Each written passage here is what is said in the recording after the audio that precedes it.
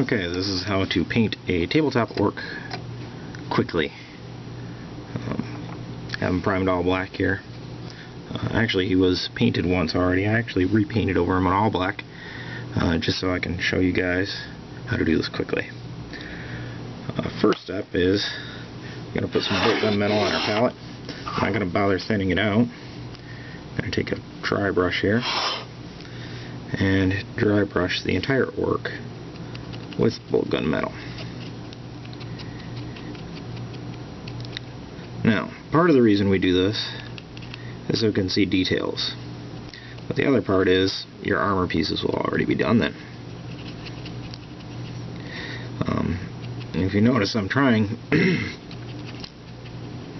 to use a circular motion while I'm dry brushing.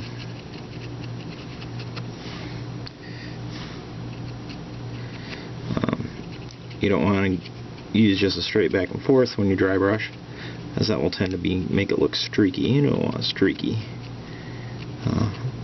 unless you're doing like a blood effect or something like that. Alright, he is just about done being dry brush here.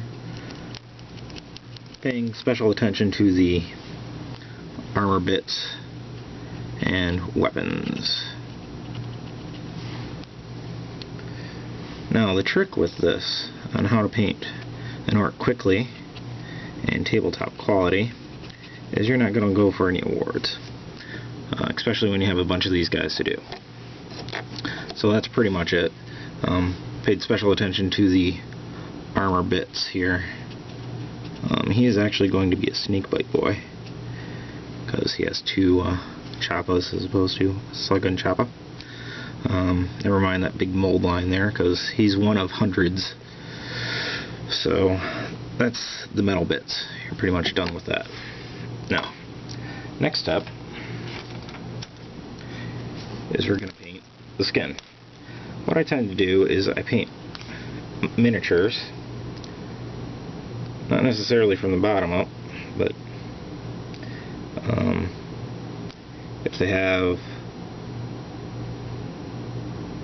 a lot of areas to be painted, like this guy has a lot of green skin, as most orcs do, and I'm going to paint the green skin next because that's the most surface area that he has. So we'll be right back with some green paint and show you how to do that. And we're back. I'm going to be using some Gretchen Green from Citadel. Their foundation paints work really well and give good coverage over the model. And what I'm going to do is take a little bit of Gretchen Green here and put it on my palette. It's more than enough. And definitely want to thin out your foundation paints. I do mine about 50-50 for when I'm covering out black. Alright. So, taking Gretchen Green, I'm just going to paint that straight onto all the skin areas. Real careful not to get it on the metal parts. You may find you may have to do 2 coats. That's fine, because this is a base coat.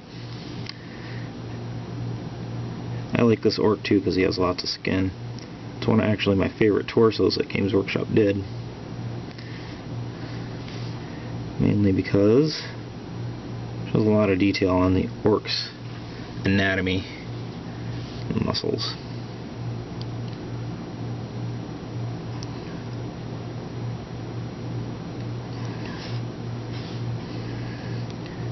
But the main thing here is you just want to get some good, decent coverage.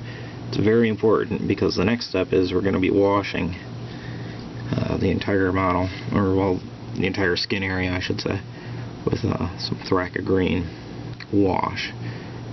And if you don't have a good base coat to start with, it's not going to do real well.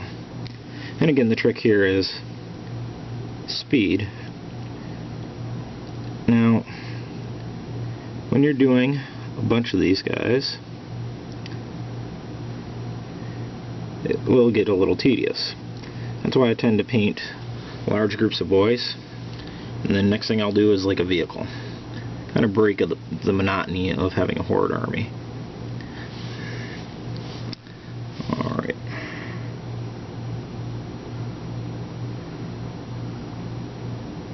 find this will give a really good tone to your voice too. By using Gretchen green, it seems like a little bit lighter, but like I said, the next step is we're going to go through with some green wash and put it over it.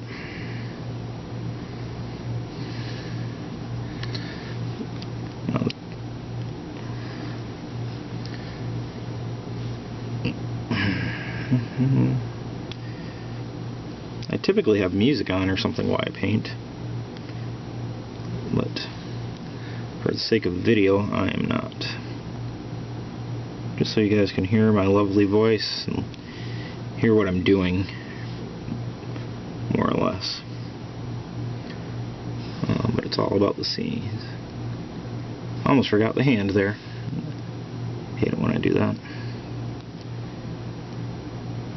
And the other trick is too, don't worry about being too neat, because you can always go back later and do touch-ups. But when you have 40, 50 of these guys on the table, no one's going to be paying that close of attention to each individual orc.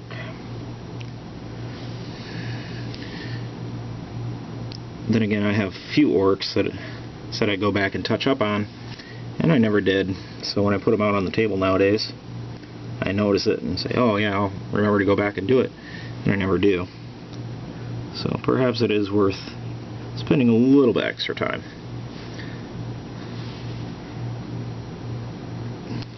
And you see how he's just kind of coming along here. The other cool thing is too, when you're doing a bunch of guys, you're going to get all the skin done on one guy, move on to the next, so on and so forth. It's called machine painting, or assembly line. Part of the reason for that is, by the time you get to all 20 done, the first one you did will be dry and ready for the next step.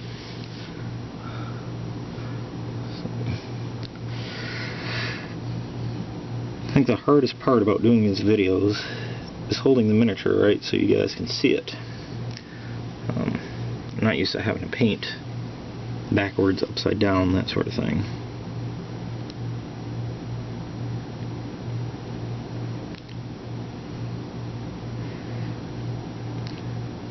Now these are for boys. For knobs, what I would do is take Gnarlot green, which is a little bit darker shade to begin with. Again, it's the Citadel Foundation,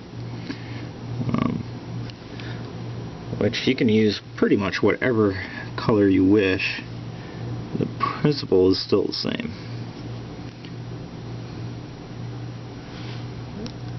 Just to go over with base coating a shade and going back and shading it with a wash. But yeah, for my knobs I go darker, just because I think bigger orcs should be darker. Which is kind of funny because my war boss is about the same color as my knobs. I just guess he wins the challenges, that's why he's the war boss.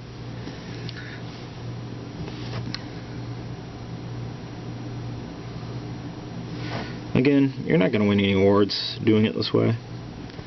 If you do want to win awards, then you're on the wrong site. This is just basically to get them done quickly, in tabletop quality. Okay, so his skin is green. We will come right back once he dries, and you can see the rest of the process of the skin. Be right back.